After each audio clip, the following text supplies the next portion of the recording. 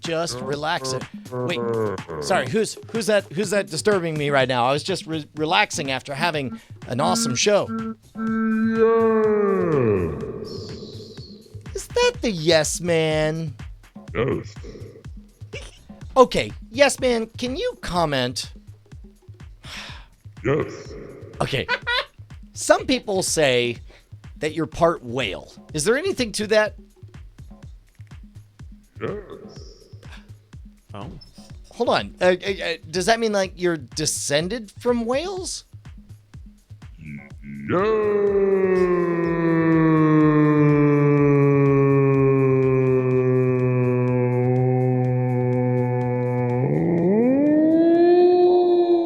Wait a minute. Are you saying that your trademark yes is some form?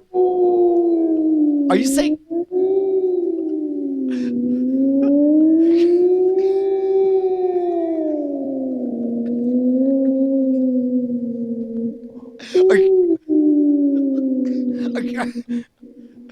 Are you saying that your trade?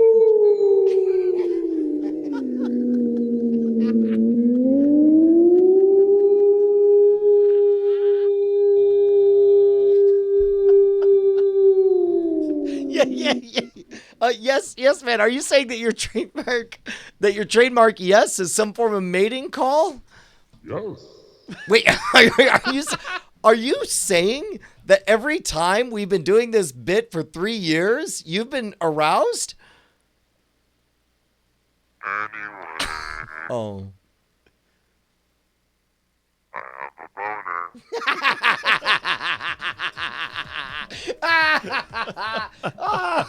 Oh my god.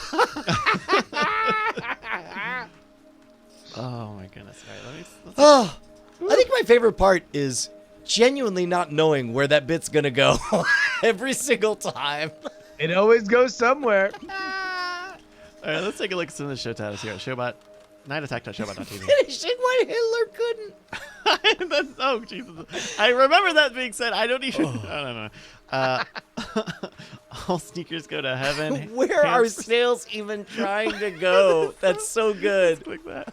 Please call Sneakers. Oh my god. Sneakers, the dog who smiles. Available for your birthday party now. That's so funny. Play taps for my patients. Stage 5 gay. Farter of the bride. Partner of the Bride is pretty amazing. Stage 5 gay. Oh. I like the part where the ball goes in the hole. Comparing sacks, the hefty sack. Oh.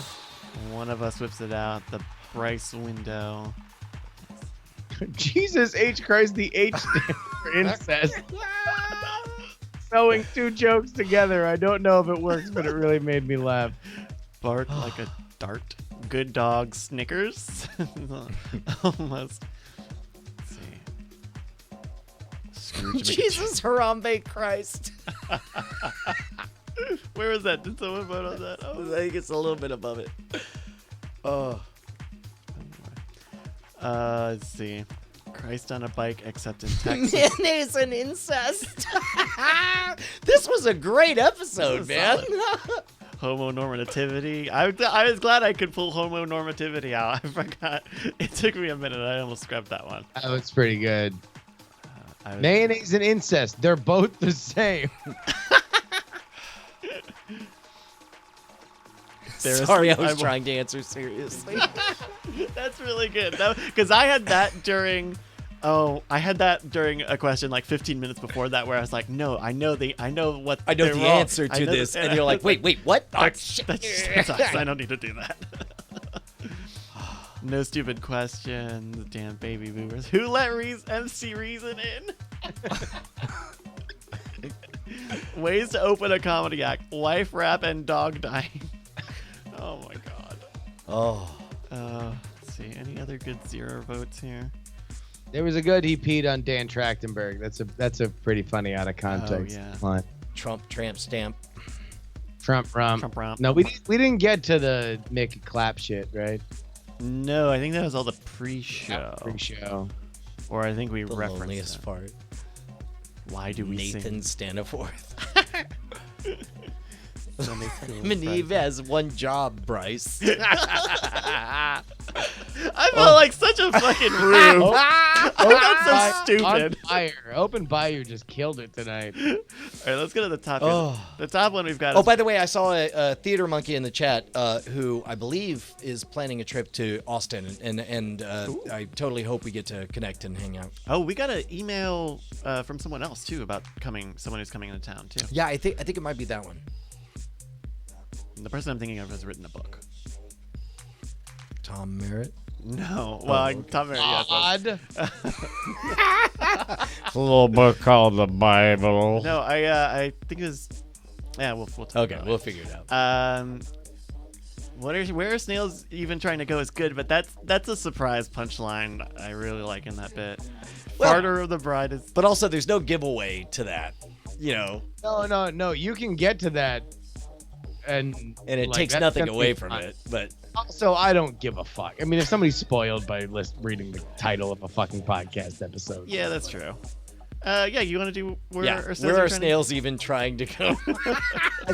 I love that. That's just amazing. It's just so fucking funny. It's Like- one of the funniest things. It's like the deeper question, like, y'all are lost in how fast they're getting there. Where the fuck are they trying to go? Look at the big picture.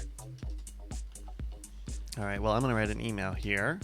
And then we'll be in the show. Oh, damn. Hey, all right. So Brian, shit. Do we have any other information on? We don't have any ticket information on the Out of Bounds Comedy Festival, right? I think they want people to buy passes. Oh, really? That's the only way that people can see us. I did not see any individual ticket sales options. Yeah, that might come closer to the event.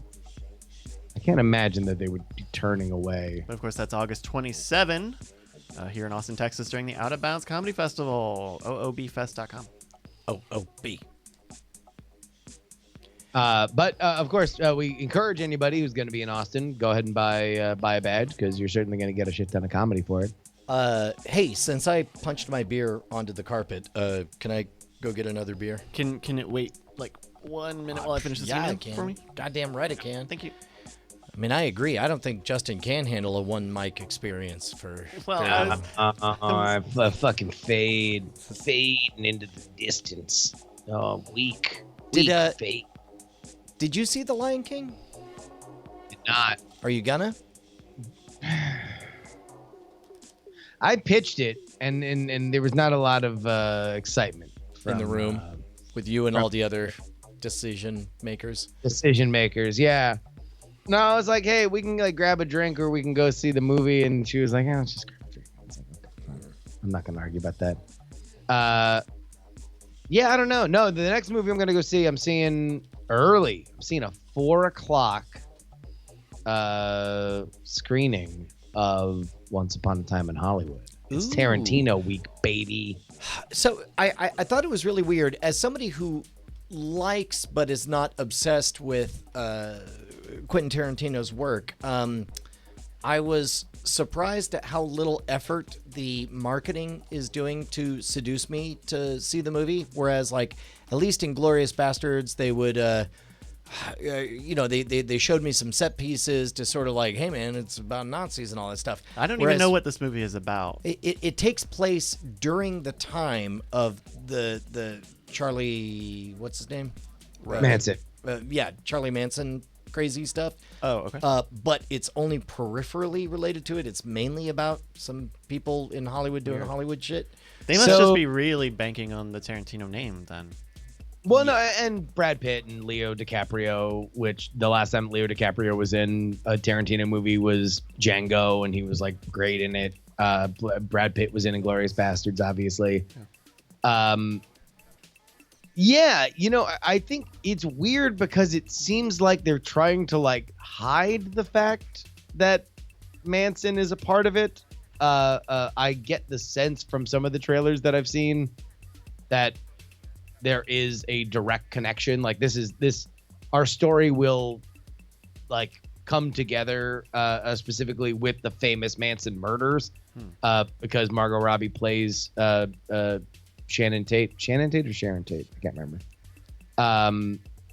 But it's like, it is weird. I don't know if I would be thrilled about this concept if I was not just like a fan of Tarantino. And like I was realizing today, like he's like the last director that I'm like, oh shit, they're making a movie? Cool. I'll go see it. It happens like it's like the fucking Olympics. It's like once every 4 years I go to the movie and I see a Tarantino movie. Man, Meryl Barr in the chat points out, first time it's marketed by Sony, not a Weinstein joint. Oh. That is true. Yeah, this is going to be the first non-Weinstein movie that he's ever done. Wow. I think all of them have been Miramax or Dimension.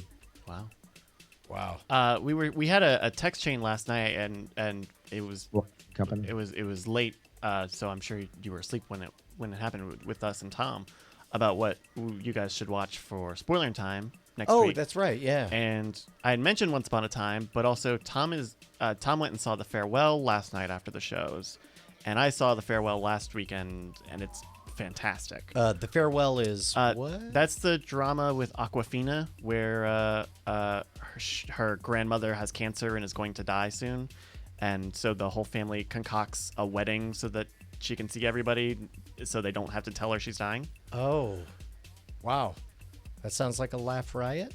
Oh, I said it was a drama. I mean, I bet it's great. Yeah. Okay. Well, if you guys liked it, I'll hop on board. But anyway, so that was that just popped into my mind. I think in the text we said, well, we can go see Once Upon a Time, but because I know you weren't maybe super sold on Once Upon a Time in Hollywood. If you wanted an alternative, I'm sure Tom would be into that too. Yeah, I could feel good about it. You know, part of the calculus also is what's easy for me to justify taking the kids to go see, and obviously that means I'd have to go off independently and watch. Oh, okay. Watch that. Yeah, I don't think either The Farewell or Once Upon a Time in Hollywood is necessarily there for the kids. Although maybe Farewell. The Farewell might. It's a family. I would say drama. The Farewell is sure to not include a depiction of one of the most horrific murders in American history. I'll never tell. Okay, all right, here. I'm gonna get a replacement beer. Hey, Justin. Karate chop that motherfucker. People are saying P.T. Anderson and the Coen Brothers. I mean, look, I love the Coen Brothers, but every once in a while there's a Coen Brothers movie that I'm like, Serious Man? Do I need to see that opening weekend? I can wait on that one. I liked most of Buster Scruggs from the Coen Brothers. That was great. That was Netflix. That was easy. It was in my fucking house. I actually didn't like.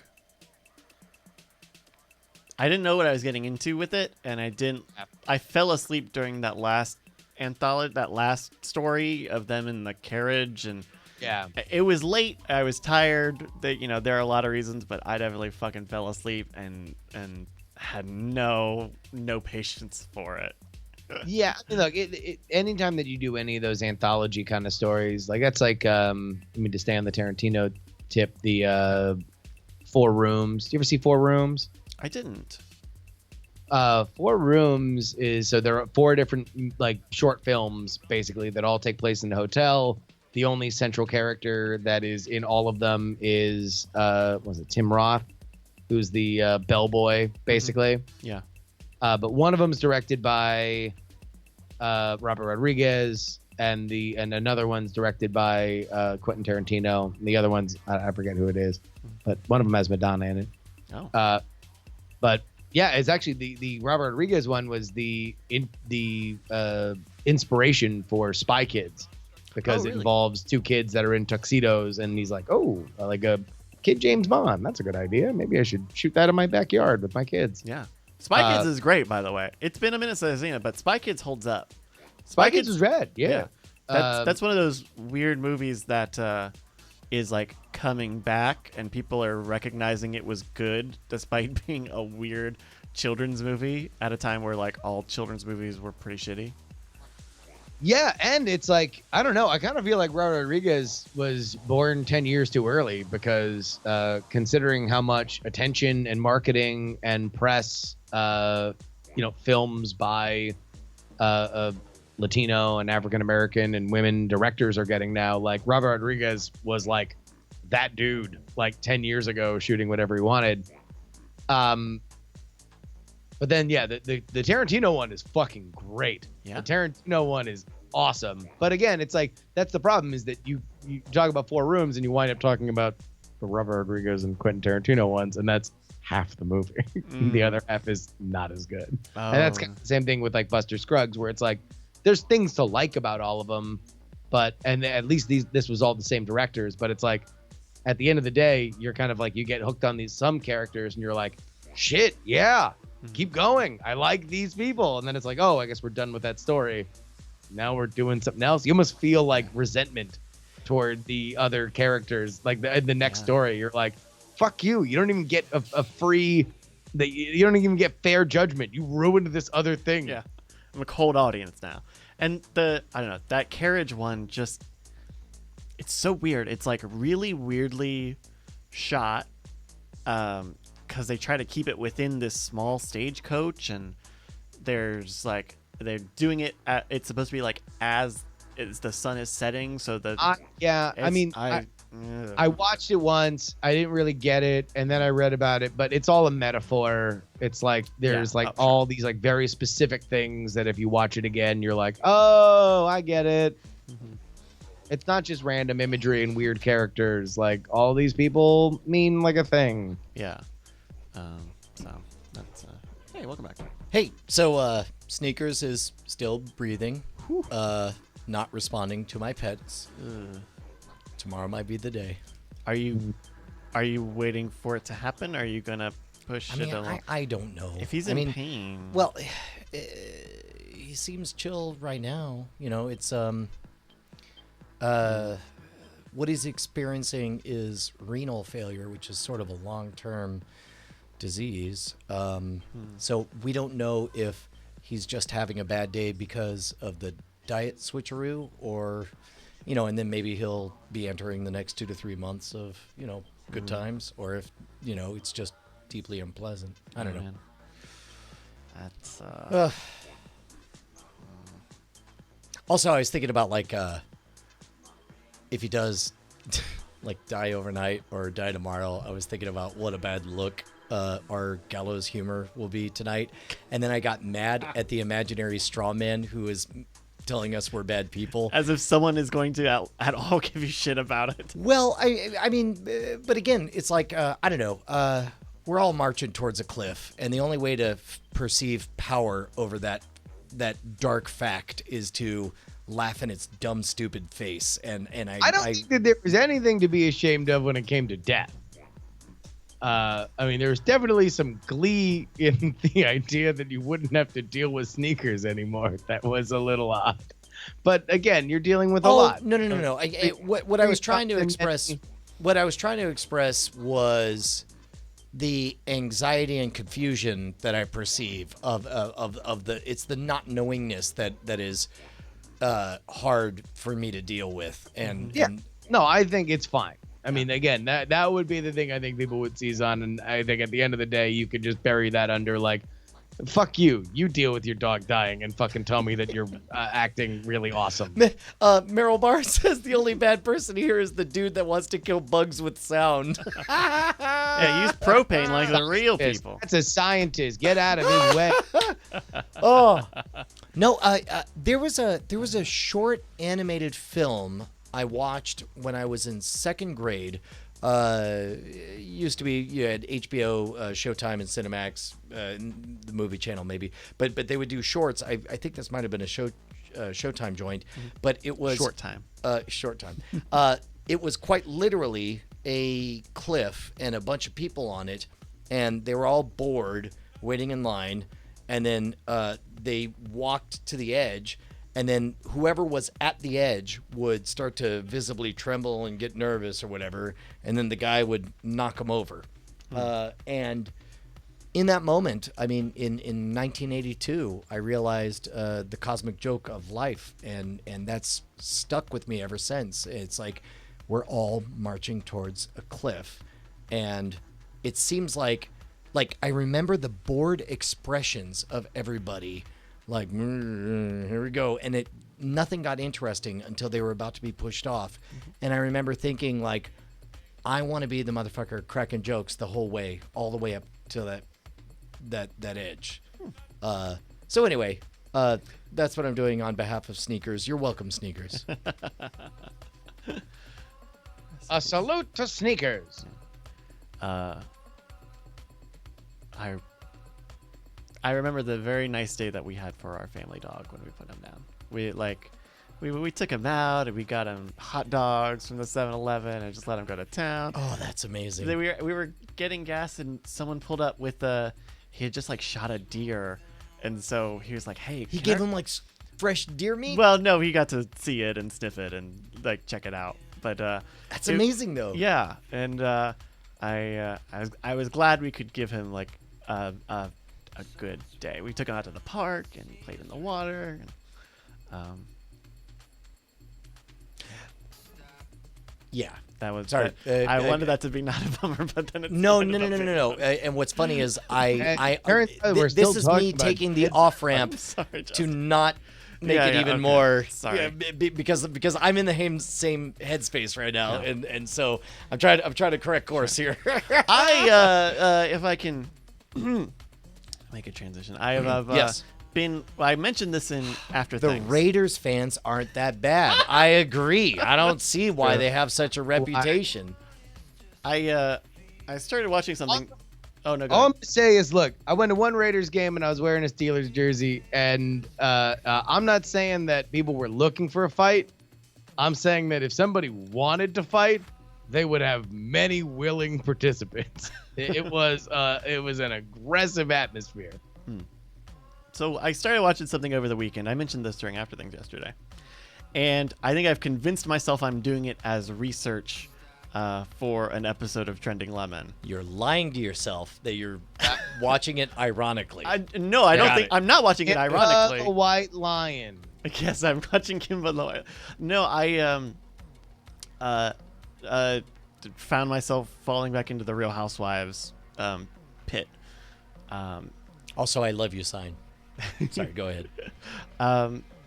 Because it's and trying to understand like what elements of it are exploitative and what are justifiable exploitations. Sorry, this is which show? The Real Housewives. Oh, reality that's right. series. We did talk about this yesterday. Because I think the most parts you can feel okay with are when it's like, oh, these women have a ton of money and are being weird, and they're edited in such that like they're just throwing money and lavishness all around.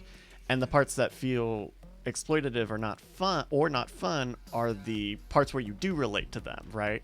Of like, oh yeah, this is someone saying, hey, you're an alcoholic on television, or someone gets arrested and is breaking down over like having to go to rehab and stuff. And do you think like on this show, on these types of shows, sure, do you think people off the record are crafting character diamonds and figuring out like whatever it is I'm portraying is mostly this, but not this, is afraid of this and leans towards this? I think that happens in two parts, right? You definitely see for the women who are on these shows for a long stretch of time, they sort of lean into their character, right? They figured it out where it's like, okay, well, this is what I'm supposed to do. Or in some cases, that's all they have. No, characters are crafted. Well, like they know in terms of reality production, you know who the wacky one is, you know who the dumb one is, you know who the grounded one is, and your talent in general knows that as well.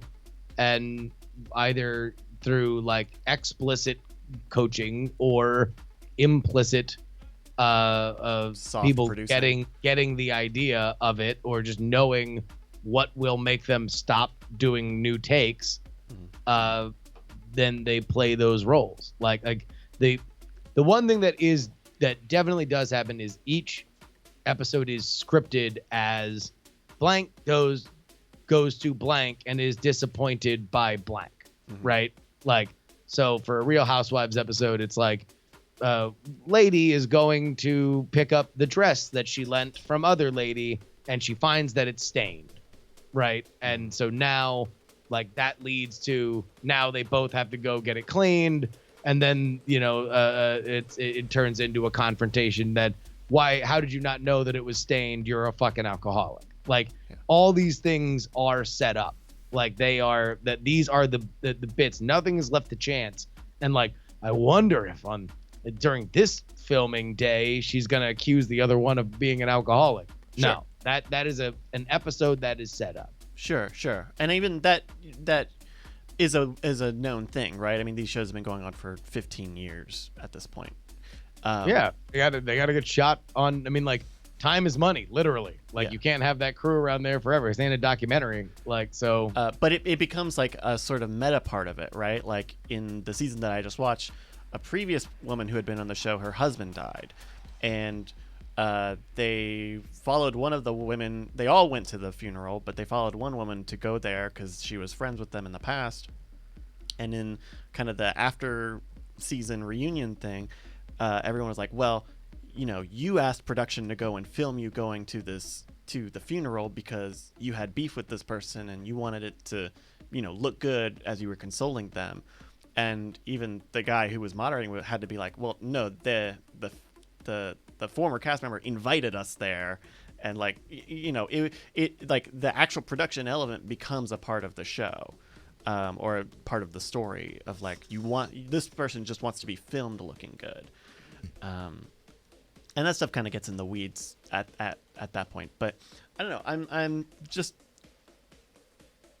I don't think that they're bad shows to watch. And I think that I like the fact that we hit a period and then the next paragraph was, don't judge me. No, but they are what they are, and the best ones are. There is art in how they shape these stories. There is art in how these people are unique characters that you can't look away from, and you wonder about, and you worry about, and you are excited when they succeed, and you're upset when they fail. But yeah, I mean, and also on a certain level, now that we are decade plus into this genre of television, there is certainly a very pro wrestling element where you being let in on how much is fake and how much is not fake is also part of the artifice. Like that makes it more exciting if it's like, no, this isn't a fake thing, this is a real thing. I really don't like you. Now it's like, ooh, all the more we are very, very intrigued. And so I don't know. I think actually I would really like to talk with Kate Raft from Jack AM about this because she loves those shows, and I don't know. I think there is value, but I'm watching some of. Are you saying that Real Housewives has very sweet but psycho energy? It's sweet but psycho season right now. Yeah. And I don't know. I want to nail what it is that is at least feels okay about those shows, whether it's an emotional thing, as if kind of similar to podcasts where you feel like, you know, it's a one-way friendship sort of thing, or if it's an emotional system of like, oh, people, I don't fight, but I like watching people. I think in those situations, the people that are shooting those kinds of shows, those like just interpersonal shows, probably believe that what shows up on screen is very not representative of who they are. I don't know. I wonder if that idea still holds, because that used to be the big thing, right? It's like, oh, I was edited to look a certain way, and you can, but it depends. But like at some point, Omarosa realizes, oh wait, this is this is me. That's right. This is the character that I meant to portray on this. No, but that's not the thing, because it's not about, oh, I did a thing and then they edited me to make me look like a bitch or something like that. Like maybe in some of the reality competition things where, you know, they're just doing a lot of talking, they can edit it down. But on like the Real Housewives shows, like they didn't really get a flat tire. Like they didn't really need a new pool. They didn't really need all these other things. Like these are contrivances that are invented for conflict on the show. Sure. So how can you say this is really me? It's like, yeah, this would just the entire false premise of the invalidates. Yeah, interesting. So it's like, if you're that person, you're like, yes, I'm doing the most representative version of me if these things happen. Like, if I really, like, if I found $50 missing from my wallet, this would be how I would act. If I would probably actually suspect the people that I am going to suspect on the show, but I didn't really have $50 stolen from my wallet. Or, like, I'm pretty sure that production stole the $50 from my wallet so we could get a fresh reaction to how I'm going to be put into these situations. Interesting. I never thought of that. It looked like you had something else as another topic, Brian? Oh, I think it's a rabbit hole that I better dodge. Okay.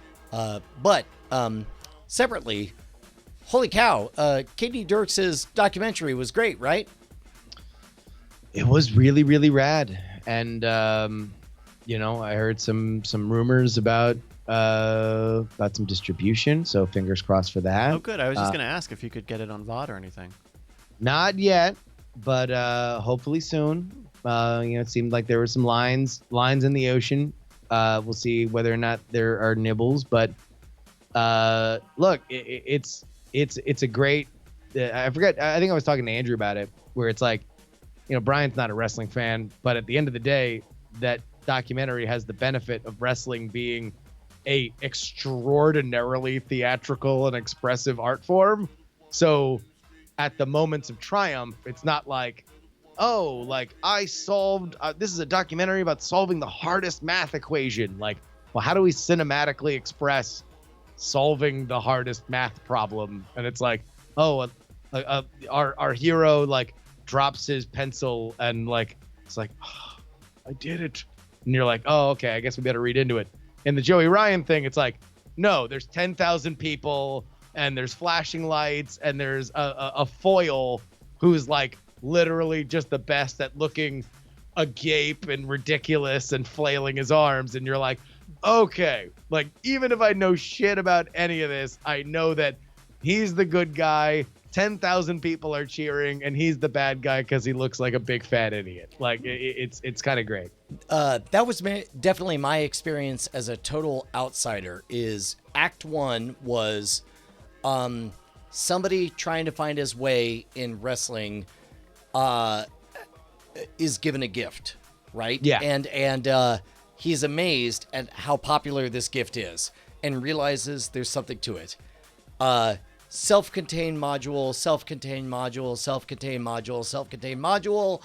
Holy crap, this dude is in an epic confrontation at a huge wrestling show, and I'm really happy for him that he made it from the small thing to the big thing. Like it's Exactly. perfect. It tells the complete story. Correct. And it's perfect insofar as you can drop into the story at any point during the 1 hour, 6 minutes, perfectly edited for 90 minutes of television with commercial breaks.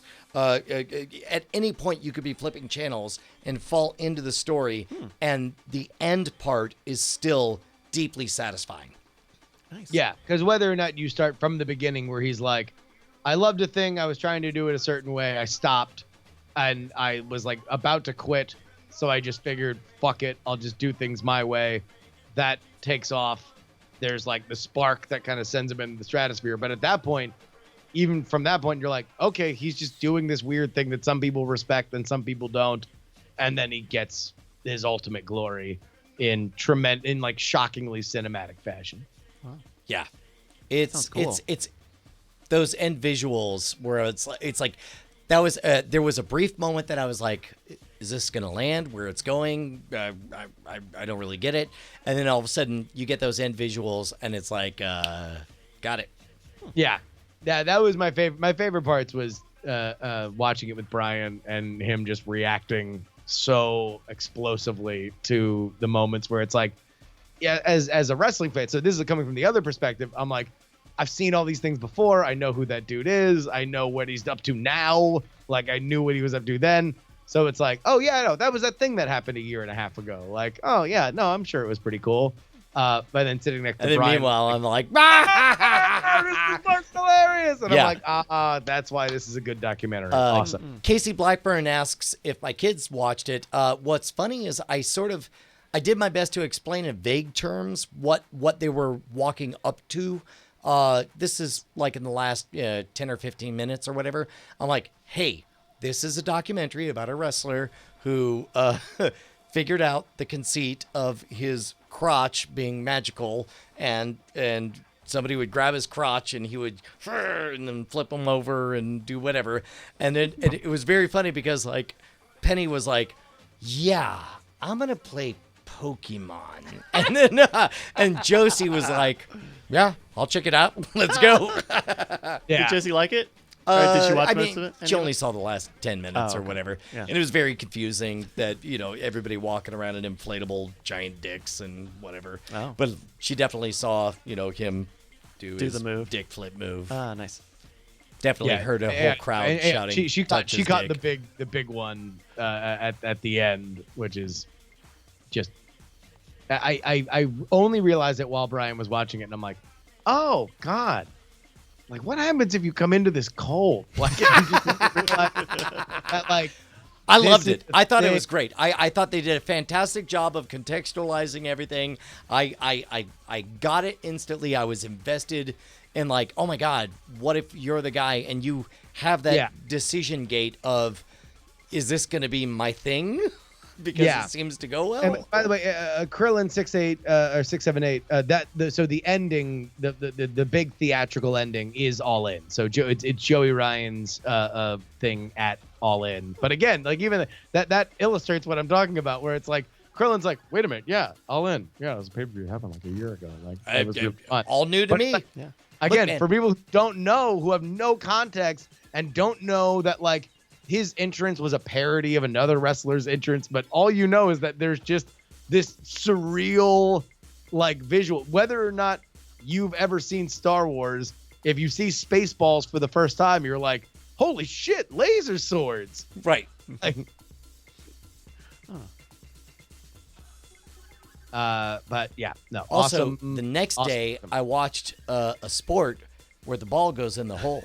It was very pleasing. I liked there was this one moment I was afraid the ball wouldn't go in the hole, but then it went in the hole, and I was like, yes. And the sound it makes, the little sound, it's a good sound. Yeah. Also, like, do they have a lottery for who gets to be the one weirdo to shout something after somebody tees off? No, I think it's just the because crowd. it's always one person. There's always like, one. That's got to be organized. They have to it's a decide. security thing. That is one of sports' great that guys. Also, Like, I'm joking as I say it's got to be prearranged. But go ahead. Yeah, no, it is known that's get in the hole. Get in the hole. It's like, yes, we all fucking watch Caddy. Get him, boss. We're watching golf live. Get it. Yeah, and it's like, because golf is so slow, they have to constantly cut around to different players. So it's almost like a red zone sort of thing where there's always kind of something happening. Dude, nowadays, man, like all that computer graphic shit where it's just like, a billion miles an hour. Oh, and they have the lines. Yeah, and and stuff. they draw all that stuff out. That stuff's cool. It's pretty great. They've got that for like it's baseball and stuff. I don't know. It's weird how ubiquitous all that like on-screen tech is now. And yet they mocked hockey for the revolution of the circle The around glow the puck. Yeah. Glow, I'll tell you what. Before it's time, but also I loved it because I used to watch those games with like my stepdad in bars, and it's like sometimes the sound wouldn't be on, so it was just like it was actually really helpful on like standard def televisions in public. All right, let's watch this fucking Woo Assassins trailer. Meryl just lighting us up for the last half hour about this fucking trailer. Yeah, that motherfucker. What's he ever done for us? Name one thing. Wow. So, all right. So this is a new Netflix series. I think it might be a series. All right, here we go. Since the beginning of time, the Wu warlords have brought suffering and death to our world. But 1,000 monks sacrificed themselves to empower a chosen one to stop them. I've been looking for you, Kai. You have the power of the monks. Their strength flows through you. The faces will protect you. What's this got to do with me? You're here because San Francisco is where the path of the warlords Wait, converge. whoa. Is that our friend that we learned fighting with? Oh, is it? Does it say? It doesn't say. I'll let me Google this. Meryl, figure it out. No, Kai. You are the Wu assassin. Oh shit, it is. Yeah, Iko I Uwais. definitely fought this dude. Oh shit! Is that Sam Lowe? Go back. I think that's Sam Lowe. I got it. Is a threat to me, which means it's a threat to you and to Chinatown. The bald. Yeah. Let me see here, because it is Iko Uwais playing Kai Jin. Equal Ice. And what's the other name I'm looking for again? What is the other? By the way, that episode of The Modern Rogue just crossed over 1 million views. I think that's Sam Locke. Looc. Yeah, I don't quite see them on IMDb. Okay. But if it's and this would be character. This would be I a might be title role. bald-cyst right now. Find the Wu assassin.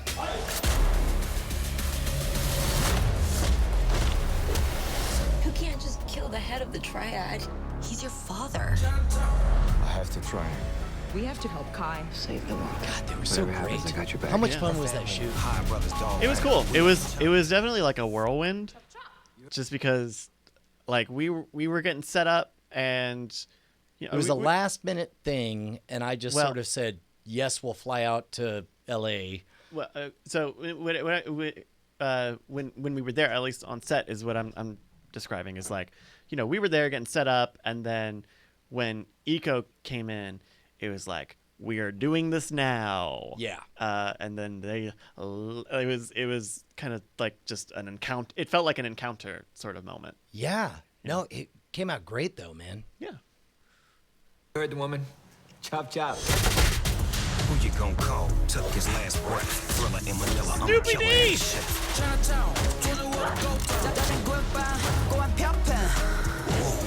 Clashing with a passion. Top-notch assassin. Willing to do whatever's necessary to protect my power, even if I have to kill my own beloved son. You ready? Are you?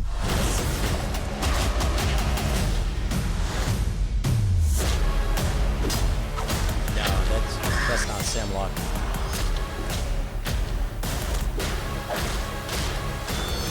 Although I have no doubt that he did the choreography on this stuff. I think that might be Mark Dacascos. Fucking A, man, that's awesome. That's great. Yeah, That's wild. it's pretty cool. That is awesome. Is that? I wonder if that's. I guess this would be a question for Tom. If this would be considered a wuxia film, like Hidden Tiger, but also I don't know that like Netflix has like a martial arts movie right now. I don't Wait, know. is it a movie or a series? Oh, I guess we didn't get to the end of the thing. Let's see here. It just says August 8th. Oh wait, I guess I can. It's a series. It's a series. Yeah. 10 episodes. That's pretty cool. Yeah, That's awesome. pretty neat. Do y'all remember when they were promoting that movie Ong Bak and it was just RZA yelling at you to go see Ong Bak? No, but I'm gonna look up Ong Bak ad. Just Ong Bak RZA. It was just, if I remember correctly, it was just RZA. He's like, "Yo, you gotta see this movie Ong Bak. Bong bong. This shit is wild, man. It's fucking great. Go see Ong Bak in theaters right now."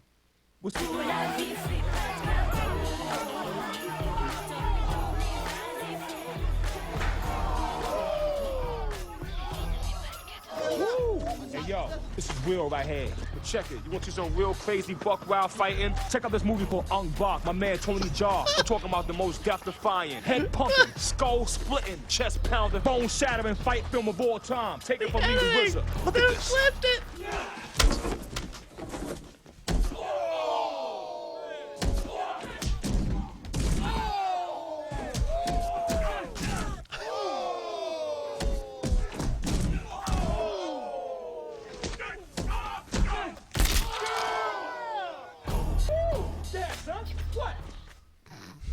What was that on TV or? It was a commercial. Yeah, I remember seeing it on television. That sucks. Where it was just like, it was, RZA was just a really big fucking kung fu fan, and he's like, "Yeah, dude, go see Ong Bak. That shit's great."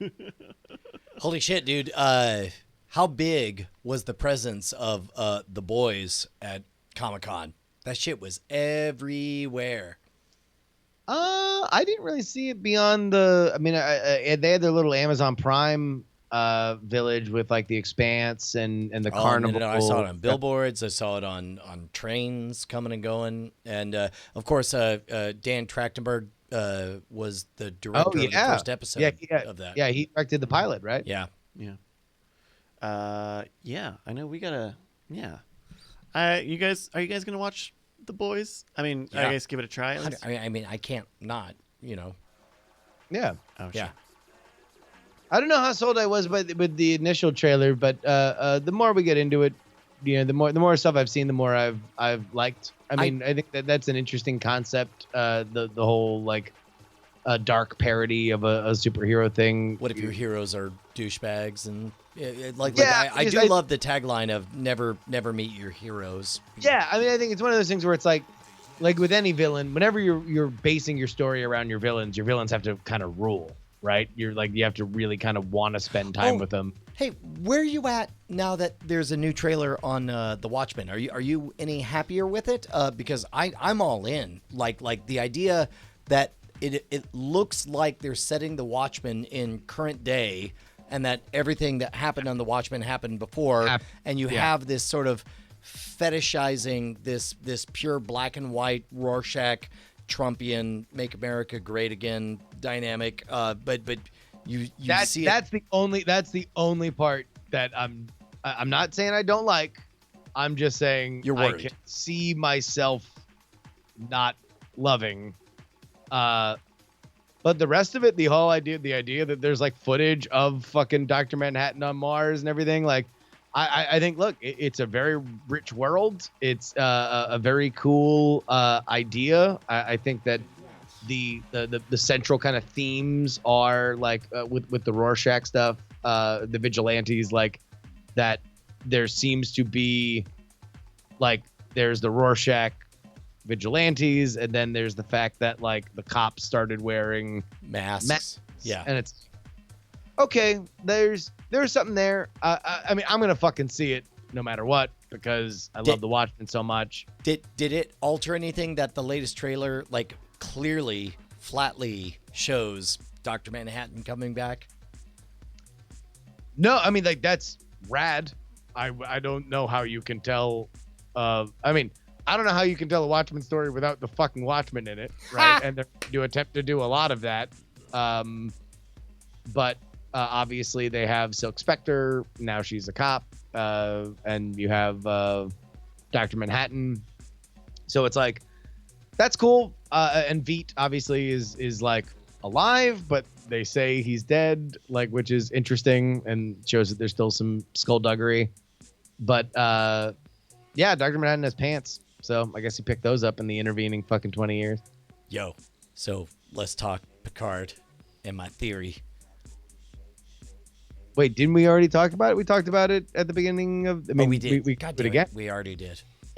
Yeah. Look, we've already talked about this. I don't keep track of when I say. You're not supposed to forget stuff from the stream has to finish before you forget stuff that we say. It's like when you're concerned, and as soon as the show ends, you forget things. When you are concerned with quality programming, you are constantly dialed in on is what I have of interest, and you don't worry about when you said what. Did you? Although, initially, I was like, oh shit, yeah, we do have to reset for audiences, and I'm like, oh no, wait, we're not on radio. Yeah. Like, we're not doing a radio show. Did either of you watch Star Trek Discovery? I don't know that I will. You're not even going to. Because you're gonna have to get all access for Picard. I watched, sure, and then I'll cancel. I watched the Red Letter Media breakdown of Discovery, which was fairly crucified. Andrew liked the second season, and that motherfucker doesn't like shit easily. I've heard the real? second season is a step up. Huh. Yeah, I mean, like Andrew liked it. Yeah. So and you know that is not something, especially after he hates something, it takes a lot to come back. You should do my thing. Do the thing. Watch the first and last episode of the season. Oh shit. Yes. Yeah. Yes. I will do that. Especially if you hear that the second season is good. I'm telling you, people need to get on board. First and last. Done and done. You need a method. You got to come up with a name for it. Yeah. I can't call it From First to Last because that's a band. Yeah, you should call it From Justin to Kelly. Though Kelly was anyway. That's yeah. Yeah. I think Brant watched Discovery. I think he liked Discovery because he made his way through all the treks. Yeah, but he's like binging the entire concept of Star Trek, right? Yeah. I think he finished too. I think he went back and rewatched TNG because now he knew all the references to stuff. Yeah, I think he watched it like a second time or something. Yeah. He's on his second lap. I still haven't seen the episode where Picard lives an entire lifetime in some simulation. Interesting. Fucking holodeck episodes. Am I right? It wasn't a holodeck. It was, I think it was like captured by bad guys that forced him to experience that. Put him in another fucking holodeck. Yeah. like, oh shit, man, we're doing too many fucking holodeck episodes. All right. He gets taken to the Dalek by the aliens that are bad. It's totally not a holodeck episode. It's a different one. What was the name? What was the name of the dude who he was played by Murdoch from the A-Team? Barkley. All of the Barkley episodes are awesome. Highly recommended. Yeah. All right, guys. I feel like I'm gonna have to tap out here. For whatever reason, I'm fading. I don't blame you. I'm fading. All right. Well, that'll do it here for us tonight on a Tuesday. Love you. Portman as a female Thor is lame. She gave birth Lies. to Portman, when she gives herself over, she's amazing. Yeah, she'll be good. Also, it's like in that universe, in the way that they set it up for, like with all the other fucking like Ragnarok shit. Like, are you telling me that, like, fucking Toilet Bug? If you want to convince yourself, just think that the chick who did the Lonely Island raps is now gonna be Thor. Right. Okay. Working with Taika Waititi. Tell me that level of talent isn't going to be extraordinary. Yeah.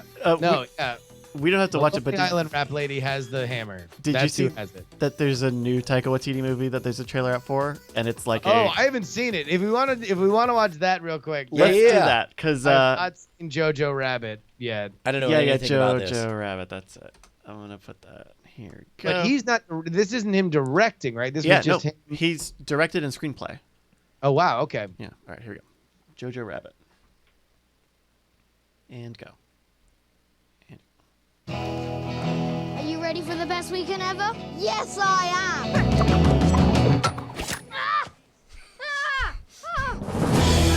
Already love it.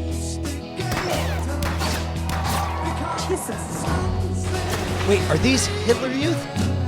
Maybe. Oh my God.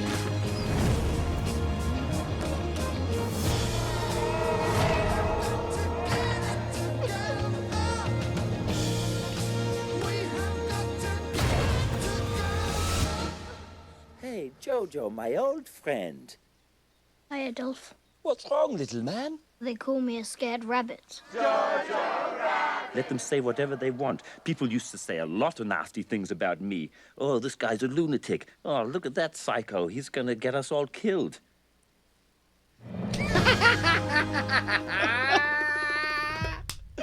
Holy shit, that looks amazing. It looks really good. Oh. Just your face when you realize what was going on. I'm in. All in. All right, well, that's going to do it for us here on a Tuesday night. Thank you, Justin. Thank you, Brian. All right, love you guys. Hopefully Sneakers is alive tomorrow. Have a good night. XOXO. Been feeling